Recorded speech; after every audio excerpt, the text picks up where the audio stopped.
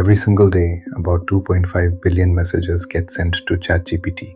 That's 29,000 every second. Google handles about 13.7 billion searches a day. ChatGPT is already doing 2.5 billion. It took Google almost 28 years to get there.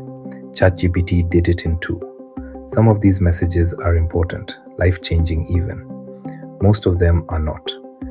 Oh, someone's asking me to write a poem about their dog. I love this job. And every single time, no matter what anyone types, the same beautiful, absurd, horrifyingly expensive process kicks off behind the scenes. Today, I'm going to introduce you to every single person involved. Well, person. Let's meet the team. So you type, "Why is the sky blue?" and hit send. A beautiful question, timeless. Philosophers have debated this for centuries. Ooh, a question. I love questions. I'm gonna answer this so well. Gary, that's ChatGPT. We'll get to him later. Because here's the thing about Gary. Gary cannot read. What? I need you to sit with that for a second. The thing that writes your essays, your emails, your cover letters, cannot read. Not the way you read. It sees your sentence and has absolutely no idea what any of those words mean. It's like handing a recipe to someone who's never seen food. I mean, I definitely know what food is. Food is, a sequence of probable tokens that… Gary, stop. So what happens to your sentence? It gets handed to the first team. Meet the Tokenizers. Tokenizers? We chop. That's it. That's their whole personality. They're a small, emotionless crew who do one thing. You send a sentence, they chop it into pieces. No questions, no feelings. Tokenizers. Why is the sky blue? Received. Processing. Chop, chop, chop, chop, chop. 6 pieces. Done. Next. They call these pieces tokens. A token is usually about one word, sometimes less. A long word like electricity might get split into smaller chunks. Tokenizers. We do not care if that is violent. We have a quota. Then they throw away all the letters and replace each piece with a number. Just a cold, hard number. They've got a dictionary of about 200,000 pieces, and each one has an ID. So your beautiful question about the nature of the sky is now the numbers 10,234, 374, 279, 18,845, 8,275, 30. Tokenizers. Clocking out. Do not contact us. They don't even look at the result. They've got 28,999 more sentences arriving this second. And I need you to remember this, the chopping. Because at the very end of this video, it's going to be the reason $1 trillion machine gets outsmarted by a fruit. Now, the numbers are just sitting there, meaningless. 18845 could mean sky, it could mean toaster, nobody knows yet.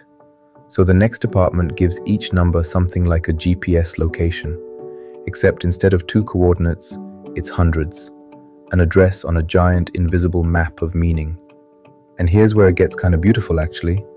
On this map, words that mean similar things end up living near each other. Happy and joyful are basically roommates. They share groceries. Dog and puppy live on the same street. Banana lives across town, alone. I don't know what Banana did to get exiled, but it is not part of this community. So now every word in your question has an address, a location that captures a little bit of what it means. But the computer still has absolutely no idea what you asked. All of this work, the chopping, the numbering, the mapping, and it still knows nothing. That's not true. I know lots of things. Watch. The sky is blue because it's a color? Thank you, Gary. So how does a bunch of dots on a map become the sky is blue because sunlight scatters in the atmosphere? That's when the numbers arrive at Brenda. Oh, good. More numbers. Brenda is the data center. She is an enormous building, windowless, full of machines, running 24 hours a day, 7 days a week, 365 days a year. She processes billions of messages daily. Nobody has ever thanked me. Not once. 2.5 billion messages a day, and not a single, "Hey Brenda, great job keeping the entire foundation of artificial intelligence running." Nothing. She is hot. She is loud. She costs more to run per day than some people earn in a year. And right now, your little question about the sky is walking through her front door, along with 28,999 other questions that arrived in the same second. Get in line. Inside Brenda, your numbers get fed into something called a neural network. Forget that meme. Just picture a very tall building inside a very large building, a skyscraper inside a warehouse. Your numbers enter the ground floor and start riding up, floor by floor. The biggest models have dozens of these floors. Some likely have over 100. And on every single floor, one thing happens. The system looks at every word in your sentence and asks, which of these words matter for understanding the other words? Here's what I mean. Take the sentence, "I sat by the bank and watched the water flow." Bank could be a financial institution or a river bank, two very different things. You know which one it means because of water. The machine figures it out the same way, by checking every word's relationship to every other word, all at once, on every floor. Floor after floor after floor. Each one understanding your sentence a tiny bit better. And all of this is being done by Harold. Hello, I'm an NVIDIA H100 GPU. I'd like a moment of your time. Harold is a computer chip about the size of your hand. About the size of your hand, and worth more than your car. I cost between $25,000 and $40,000 per unit. I would like you to be aware of that. Harold draws 700 watts of power. That's like running a microwave at full blast, all the time, forever. I'm not a microwave. I am a highly specialized parallel processing unit capable of... Harold, you're a microwave. A very expensive microwave. I have 1 million of you in me, and I am constantly overheating. Back in July 2025, Sam Altman said OpenAI would have well over 1 million Harolds running by the end of that year. By now, that number is almost certainly much higher. I also have brothers now. The H200, the B200. They're newer, they cost even more than me, which I respect. They're also even hungrier for power. My electricity bill is... I can't even talk about it. Millions of microwaves, all inside Brenda, all doing multiplication. Billions of numbers times billions of other numbers for your question about the sky. And here's the part that absolutely destroys me. After all of that, after the tokenizers chalked your sentence, after the map gave it meaning, after Brenda heated up, after millions of Harolds did billions of multiplications, not a single word of your answer exists. Wait, I haven't done anything yet? You haven't done anything yet. Then what was all that for? Setup. Oh, What happens next is the single most important moment in this entire video, and it is so much dumber than you think. You've already met Gary. hi! Gary is ChatGPT, and Gary has one skill. Exactly one. Gary guesses. I'm really good at it though. After all those flaws, after all that math, Gary looks at everything that's been built up and asks one question. What is the most likely next word? He lines up every word he knows, all 200,000 of them, and assigns each one a percentage. The gets 62%. A gets 14. Because gets 8. And then 199,997 other words can fight over the scraps. That's it. That is Gary's entire brain. I wouldn't say entire. Gary is not thinking. Gary is not reasoning. Gary has never had an original thought in his life. Gary does one thing. He guesses the next word, then the next, then the next, forever. That is all Gary has ever done. Gary is autocomplete, the most expensive autocomplete ever built. $1 trillion of infrastructure doing what your phone keyboard does when you type, "I'm on my," and it suggests way. Okay, but I do it way better than your phone keyboard. Same job, bigger building. Gary has never understood a single question he's ever answered, and he answers 2.5 billion a day. He's the most prolific fraud in human history, and we gave him a subscription model. $20 a month. But hold on, if Gary is just picking the most likely next word, why does he give different answers to the same question? Because of Terry. Hey. Terry is the temperature setting. Terry sits next to Gary at all times, and Terry's job is chaos. I wouldn't call it chaos. I'd call it spice. When Terry is turned down, Gary picks the safest, most boring word every time. Predictable, reliable, dull. The sky is blue because of light. When Terry is turned up, Pick the weird one. Come on, you know you want to. and Gary listens. He picks the second option, sometimes the third, sometimes something completely unhinged.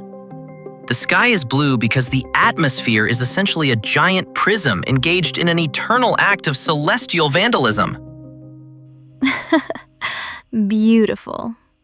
That's why ChatGPT sounds creative sometimes. It's not creative. It's Gary rolling dice while Terry eggs him on. Loaded dice, but dice. So Gary picks a word. Let's say he picks the. Then Gary does something that I find genuinely incredible in its stupidity. He takes your entire original question, plus that one word he just guessed, and sends the whole thing back down to the ground floor.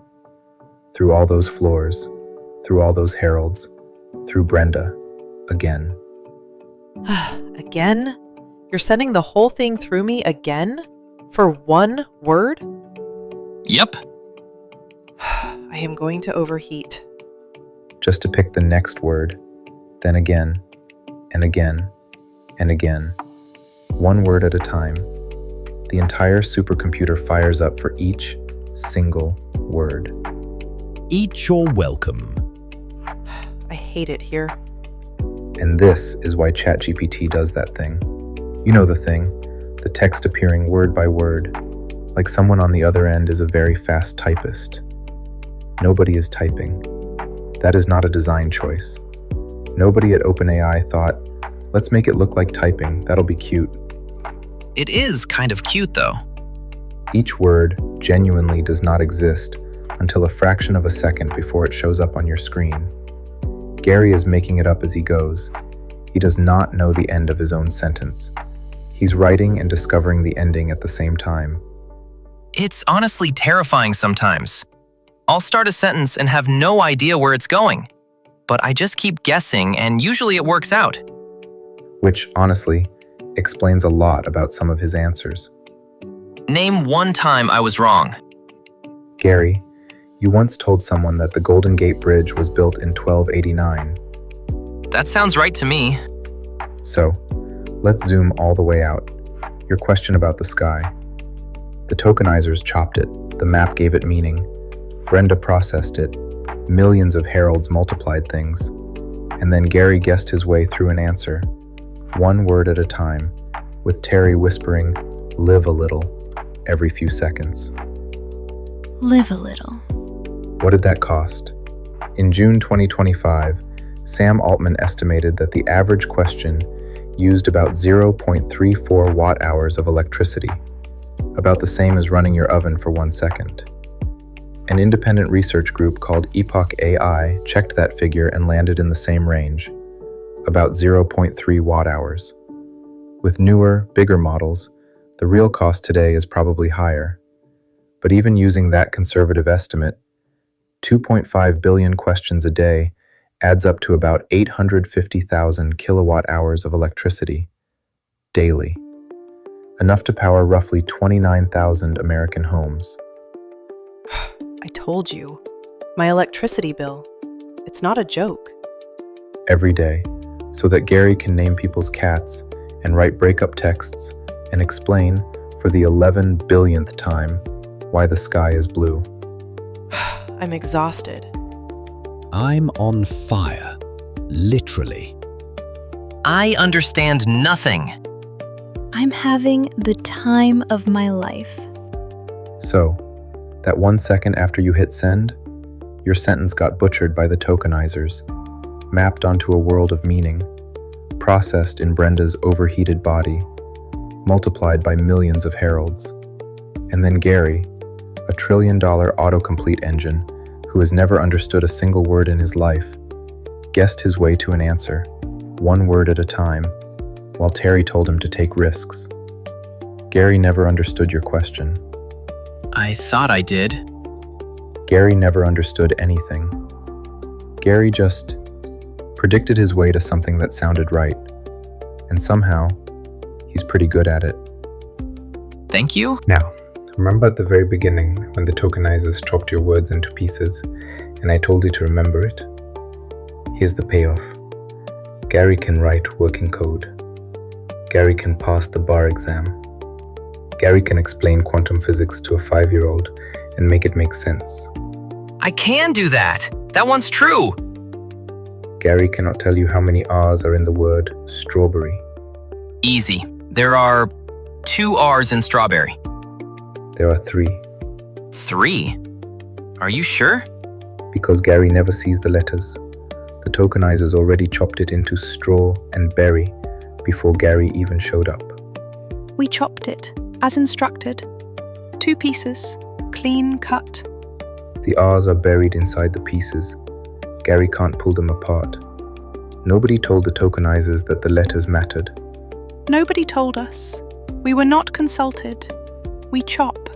That is all. A $1 trillion machine defeated by a fruit.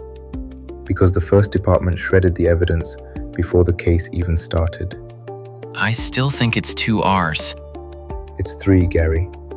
Next video, we're going deep on the tokenizers. Because once you understand how they chop, half the dumb things Gary does suddenly make perfect sense. And the other half get even funnier. I am not dumb. I am a large language model, and I am very... Chopping next video script. Stand by. Here we go again. See you there.